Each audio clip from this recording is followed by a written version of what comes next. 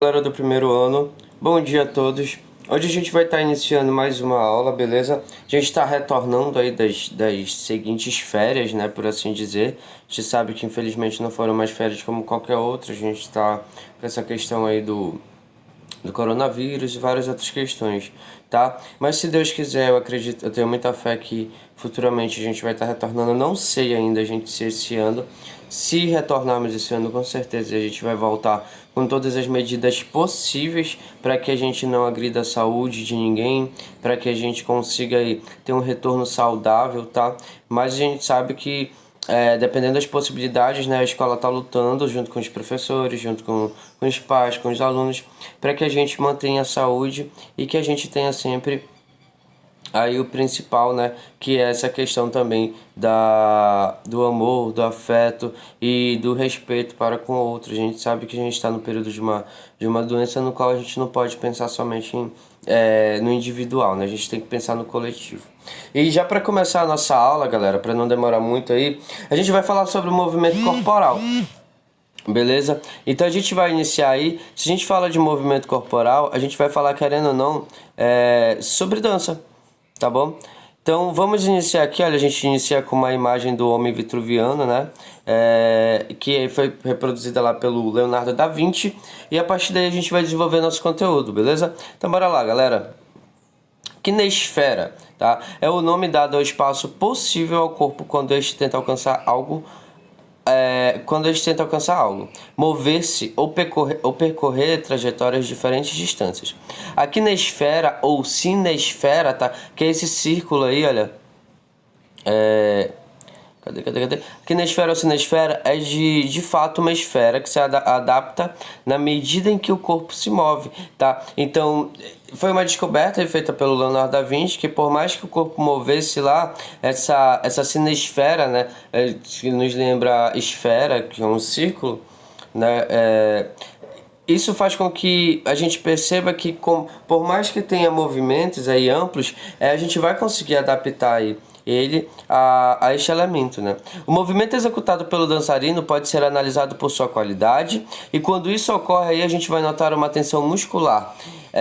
Essa tensão pode acontecer de uma fluência contínua ou interrompida, e a isso se dá o nome aí de fluxo, beleza? Olha aí, ó. Assim é possível ter uma movimentação sem interrupções, na qual o dançarino ele vai possuir uma liberdade para executar seus passos de forma voluntária e também sem pausas. Quando isso ocorre, é dado o nome de fluxo livres, tá? Então, quando esse movimento aí ele é desenvolvido sem interrupção nenhuma, quando ocorre essas ações, essas coreografias que de certa forma elas são feitas sem pausas, né? Na qual esse dançarino ele tem a liberdade para executar o movimento que ele quiser. Quando isso ocorre, eu vou chamar de fluxo livre, beleza? Então ali é uma corrida, é algo espontâneo, né? E é feito sem pausas até o momento da chegada.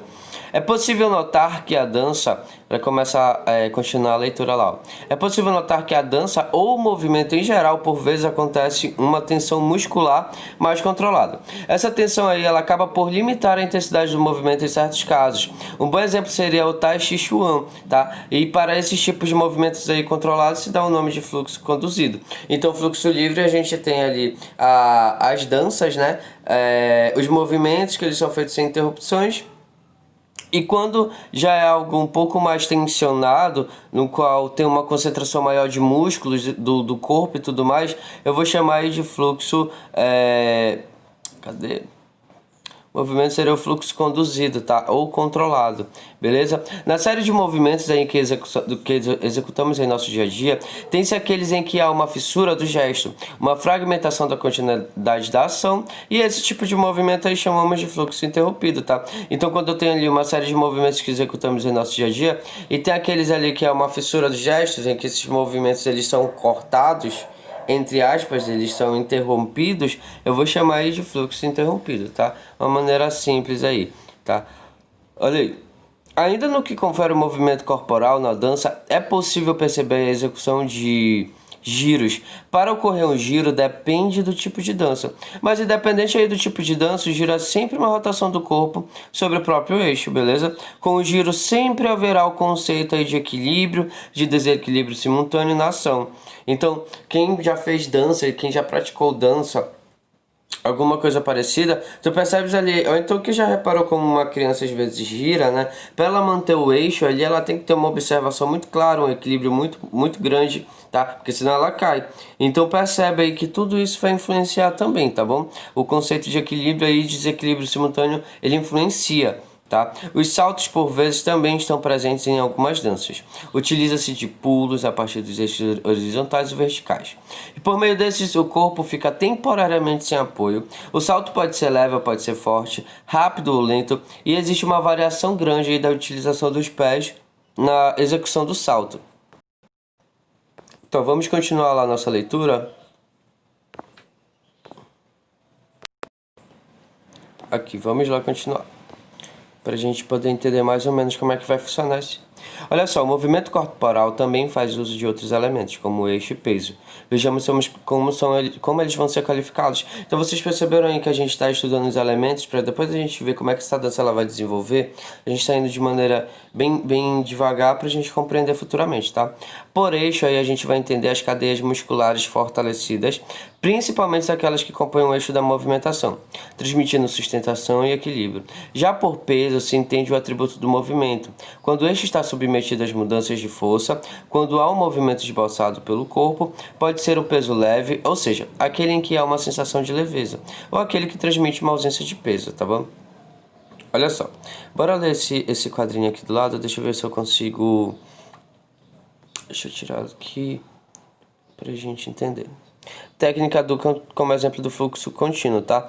Olha só, a gente vai ter ali Isadora Duncan, tá bem pequenininha a imagem pra mim. Americana, nascida em São Francisco no dia 27 de maio do ano de 1877, e ela vai ser considerada ali uma das precursoras da dança moderna, beleza?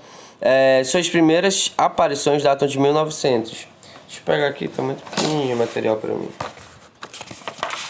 Tá. Então continua a leitura lá. Fez da improvisação.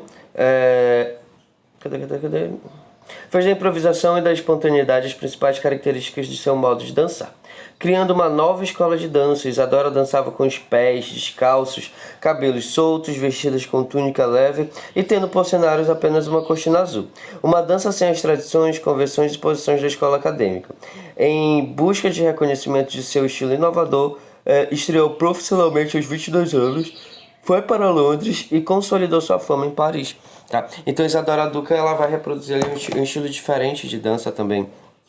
Ela vai reproduzir um novo modo de pensar, um novo modo de coreografar, um novo modo de ter essa liberdade. A gente pode até chamar mesmo do próprio fluxo liberto, né? O fluxo ali que ele não tem as regras. Ela vai promover ali uma nova produção, o fluxo livre.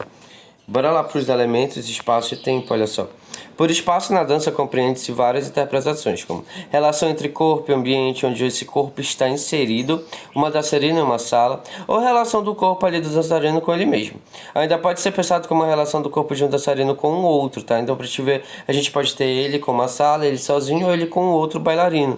A relação ainda poderia ser traçada entre o corpo do dançarino e os objetos que coabitam juntamente na ação.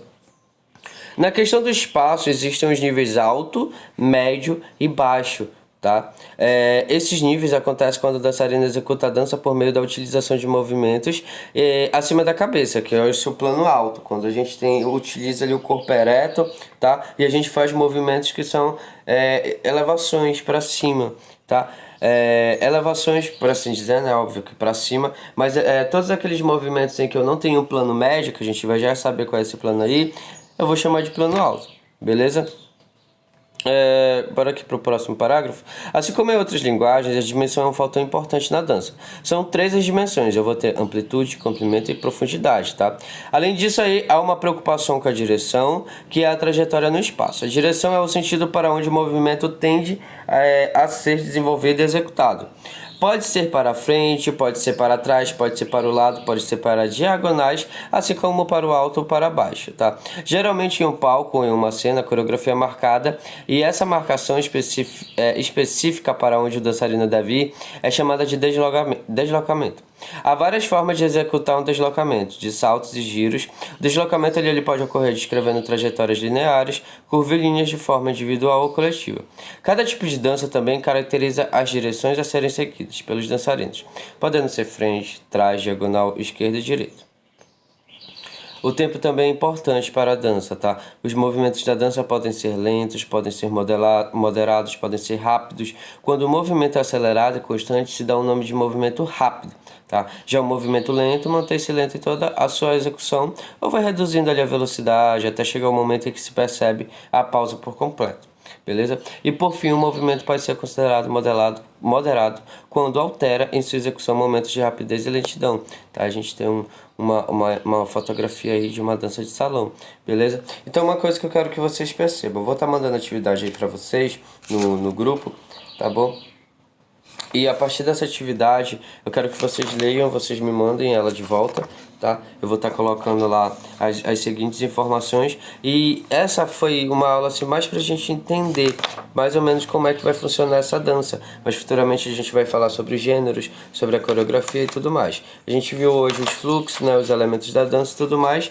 E posteriormente a gente vai aprofundando esse conteúdo, beleza? Galera, essa foi a nossa aula de hoje. Estou disponível lá para tirar as dúvidas ou qualquer coisa do tipo. Agradeço aí, beijo no coração de vocês. Tô com muita saudade, gente.